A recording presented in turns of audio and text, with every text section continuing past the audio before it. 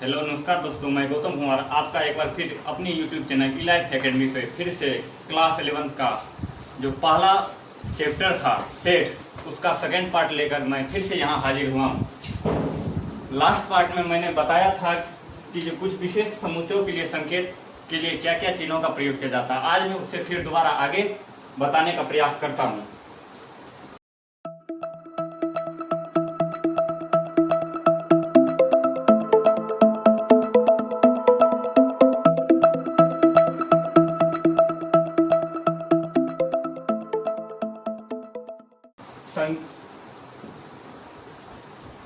संकेत बिलोंग्स का अर्थ। संकेत बिलोंग्स का अर्थ, इसका अर्थ यह होता है कि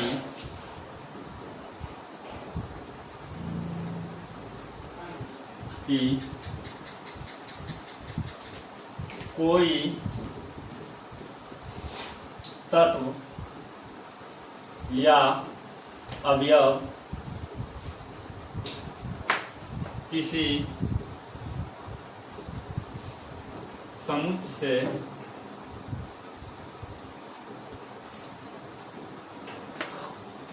संबंधित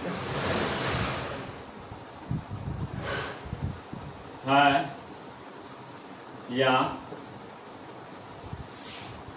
नहीं है। संकेत बिलोंग्स का अर्थ होता है, इसका अर्थ यह होता है कि कोई तत्व या अवयव किसी समुच्चय से संबंधित है या नहीं है। उदाहरण के लिए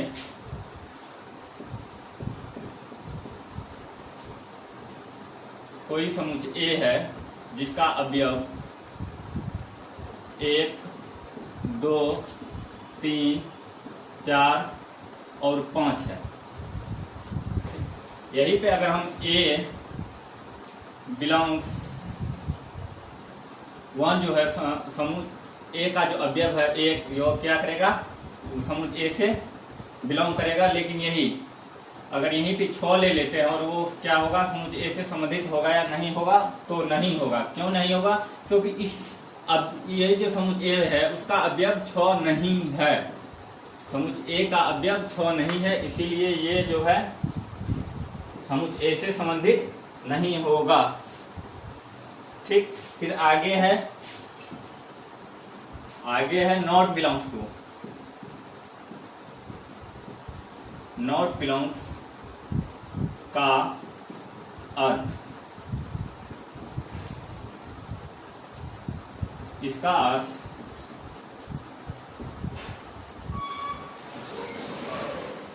अर्थ यह होता है कि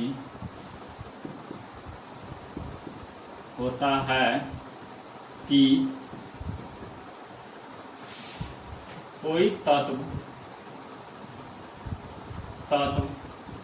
या अवयव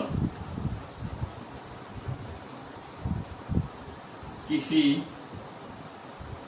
समुच्चय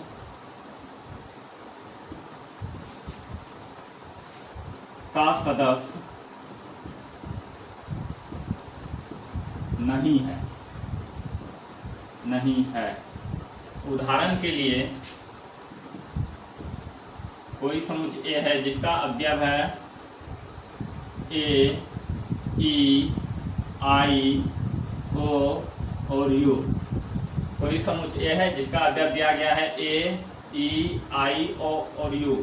यहाँ पे अगर कह देगा कि टी बिलोंग्स करता है ए, टी ए से बिलोंग्स करता है यानी संबंधित है, तो नहीं होगा। क्योंकि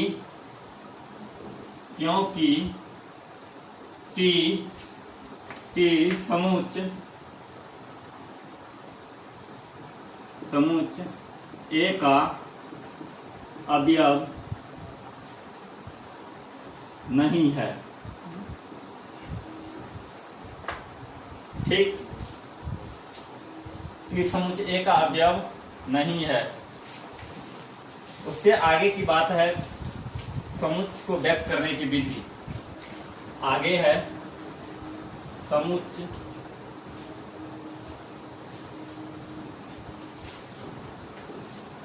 को व्यक्त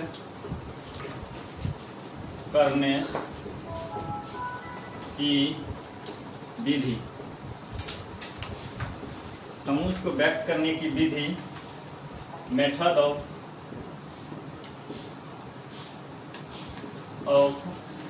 रिप्रेजेंटिंग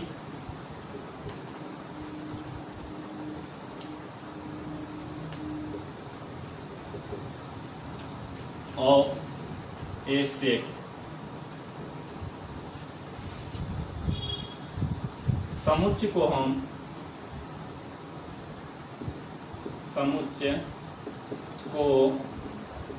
हम दो प्रकार से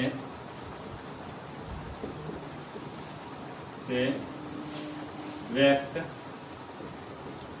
करते हैं, जिसमें पहला है सारणी या तालिका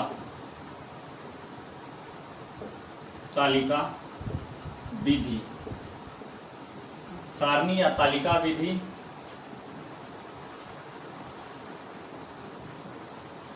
रोस्टर फॉर्म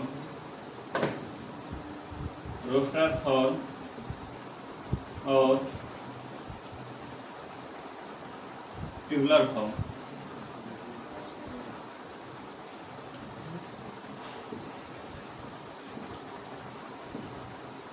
दूसरा है गुण पट्टीकरण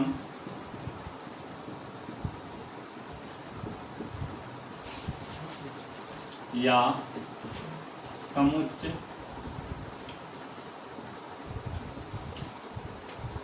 निर्माण विधि। समुच्चय निर्माण विधि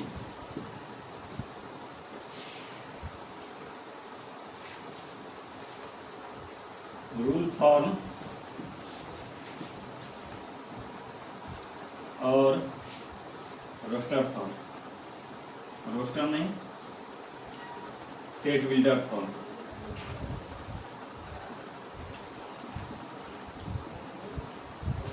सेट बिल्डर फॉर्म। आइए अब हम बताते हैं आपको कि सारणी या तालिका विधि क्या होता है और गुण पट्टीकरण या समुच्चय निर्माण विधि क्या होता है।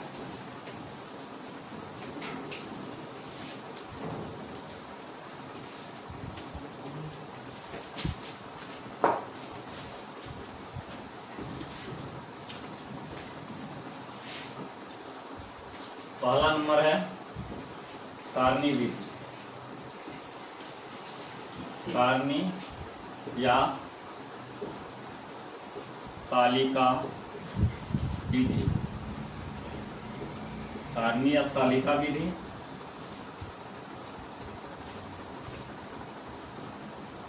इस विधि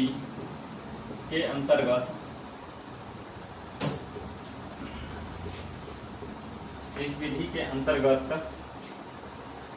समुच्चय को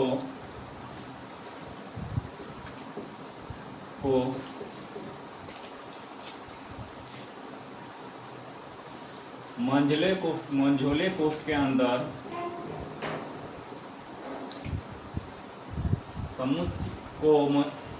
समुच्चय के अवयव को मंझोले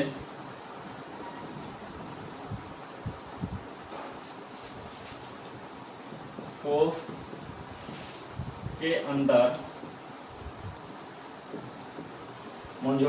के अंदर एक एक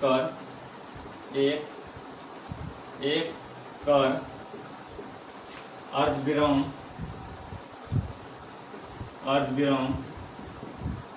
जिसे हम लोग कोमा कहते हैं, चिन्ह लगाकर लिखा जाता है। क्या है? सारणी विधि या तालिका विधि। इस विधि के अंतर्गत समुच्चय के अवयव को मंझोले कोष्ठ के अंदर मंझोले कोष्ठ के अंदर एक एक कर अर्धविराम चिन्ह, जिसे हम लोग कोमा कहते हैं, लगाकर लिखा जाता है। एग्जाम्पल में ए कोई समुच्चय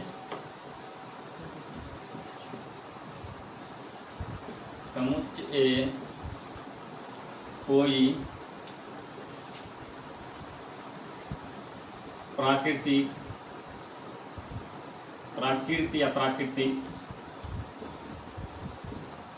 संख्याओं का समुच्चय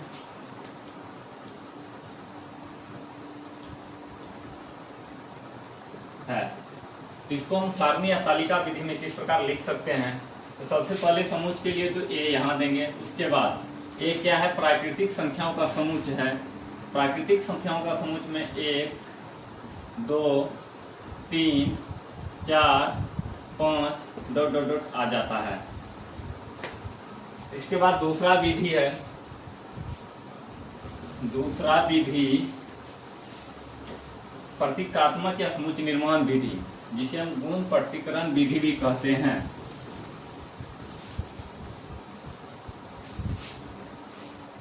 क्या है? समुच्चय निर्माण विधि।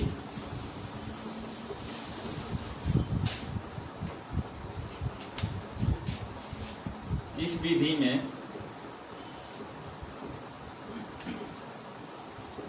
विधि में समुच्चय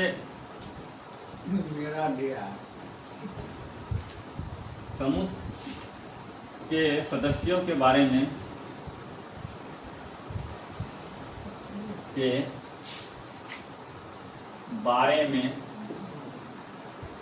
समुच्चय के सदस्यों के बारे में एक साधारण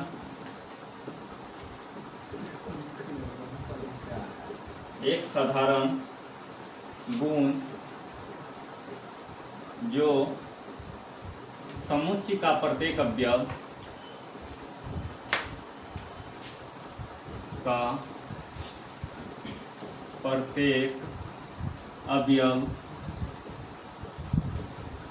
समुच्चय का प्रत्येक अवयव संतुष्ट करता हो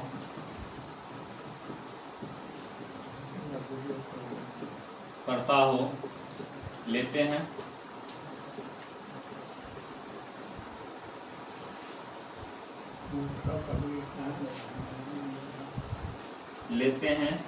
इसके लिए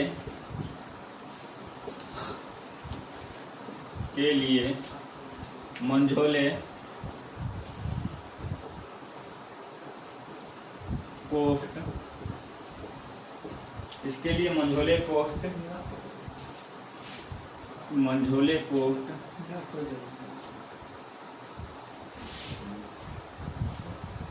के अंदर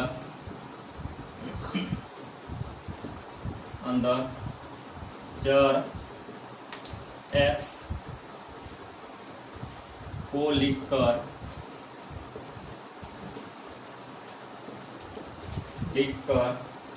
तिरछी लकीर या कोलन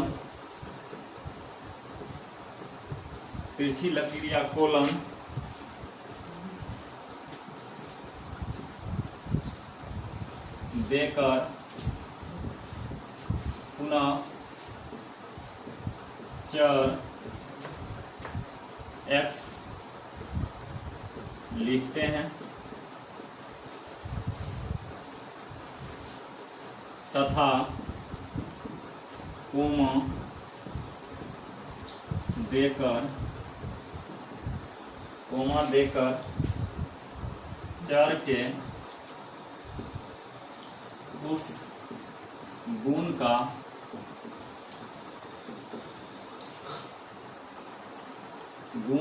को लिखा जाता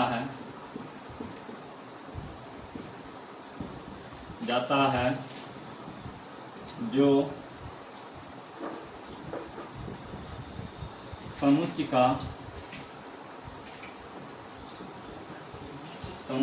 का या के प्रत्येक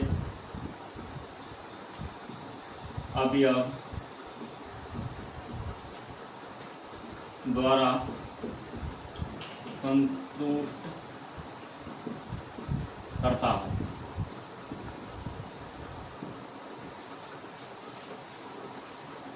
उदाहरण के लिए समुच्चय ए कोई 10 से छोटी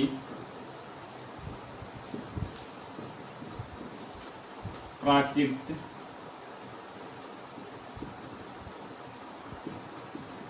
संख्या है। क्या है? 10 से छोटी कोई प्राकृतिक संख्या है। समुच्चय ए कोई 10 से छोटी प्राकृतिक संख्या है। इसको हम समुच्चय निर्माण विधि में लिखते हैं। तो ए बराबर हो जाएगा x belong x comma x। अब x बिलोंग्स करेगा n से,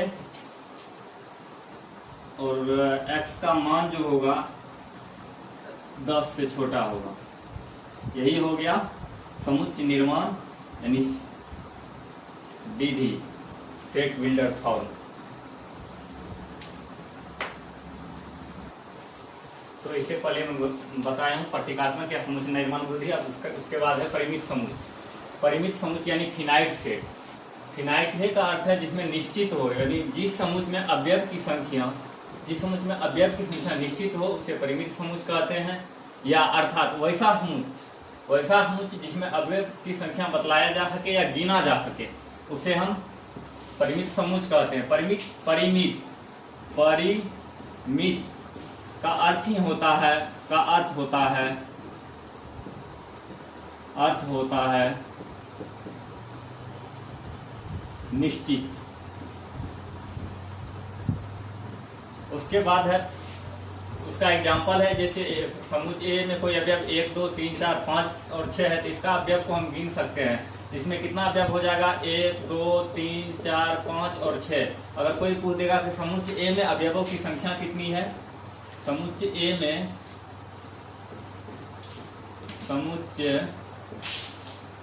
में अवयवों की संख्या, तो यहाँ हम बतला सकते हैं कि समुच्चय ए में अवयवों की संख्या 6 है। अर्थात यह क्या हो जाएगा? परिमित समुच्चय हो जाएगा। उसके बाद है अपरिमित समुच्चय। अपरिमित समुच्चय यानी इनफिनाइट है। अपरिमित यानी जो परिमित नहीं हो, वैसा समुच्चय जिसमें अवयव की संख्या निश्चित नहीं हो, अर्थात जिस समुच्चय में अवयव की संख्या परिमित नहीं हो उसे अपरिमित समुच्चय कहते हैं। एग्जाम्पल के लिए आपको हो गया a बराबर 1 2 3 4 5 डॉट डॉट डॉट। यहाँ हम अवयव की संख्या गिन नहीं सकते हैं क्योंकि डॉट लगा हुआ है। क्यों नहीं गिन सकते हैं? क्योंकि डॉट लगा हुआ है। इसी को अगर हम समुच्चय निर्माण विधि में लिखेंगे तो लिखेंगे a बराबर x belongs to x। x जो है x से संबंधित है क्योंकि x एक नेचुरल नंबर है। अब है परिमित समुच्चय में अवयवों की संख्या यानी cardinal number of A finite set. कहता है किसी समुच्चय ए के यानी जो समुच्चय दिया हुआ है उसके अवयव की संख्या जो होता है उसी को हम क्या कहते हैं? कार्डिनल नंबर कहते हैं। इसका डेफिनेशन है किसी समुच्चय ए के अवयव की संख्या समुच्चय ए का कार्डिनल नंबर कहलाता है। इसे na छोटी n और पोस्ट में a द्वारा सूचित किया जाता है। एग्जाम्पल के लिए आपको बता दे कि a बराबर a e i o और u है। अगर यहाँ आपको पूछ देगा कि कार्डिनल नंबर ऑफ सेट ए कितना हो जाएगा, तो हो जाएगा na बराबर 5। और उसके बाद है cardinal number of set B. तो cardinal number of set B का मतलब है कि सेट बी में जो समुच्चय बी दिया हुआ है उसमें अवयव की संख्या कितनी है। तो अवयव की संख्या सेट बी में कितना हो जाएगा? 1 2 3 4 5 और 6। तो कार्डिनल नंबर कितना हो जाएगा इसका? 6। तो दोस्तों मैं आशा करता हूं कि आज का जो ये सेट का सेकेंड पार्ट था वो आपको, ये वीडियो जो मैं बनाया हूं वो आपको बहुत अच्छा लगा होगा। इसके लिए इस वीडियो को लाइक करें, चैनल को सब्सक्राइब करें और बेल आइकन दबाएं, क्योंकि जो भी वीडियो डाले हम वो आपके मोबाइल पे आ जाए। धन्यवाद।